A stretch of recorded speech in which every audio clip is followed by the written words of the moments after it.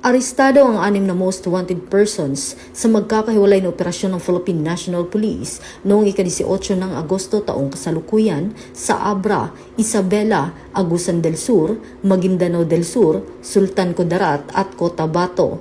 Kabilang sa mga naaresto ang number 1 most wanted person sa Cordillera Administrative Region na naharap sa 39 na bilang ng qualified rape of a minor, pangalawa sa Isabela na may kasong murder at panglima sa Agusan del Sur na naharap sa 2 bilang ng qualified rape of a minor.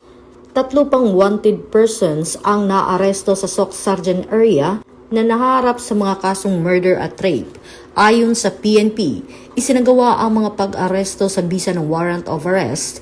Nanindigan ng PNP na patuloy nilang paiigtingin ang operasyon laban sa mga wanted persons habang iginagalang ang kanilang mga karapatan. Kung may nalalamang impormasyon tungkol sa kinaroroonan ng isang wanted person, agad itong i-report sa pulisya. Ang inyong impormasyon ay maaaring makatulong sa pagpapatupad ng batas at pagpapanatili ng kaligtasan ng komunidad. Bagong PNP para sa bagong Pilipinas. Serbisyong mabilis, tapat at nararamdaman. Mula dito sa Campo Crame, ako po ang inyong PNN correspondent, Patroluman Resali Umalay, nagbabalita para sa Police News Network. Alagad ng batas, tagataguyod ng balitang pulis. Ito ang bagong PNP para sa bagong Pilipinas, serbisyong mabilis, tapat at nararamdaman.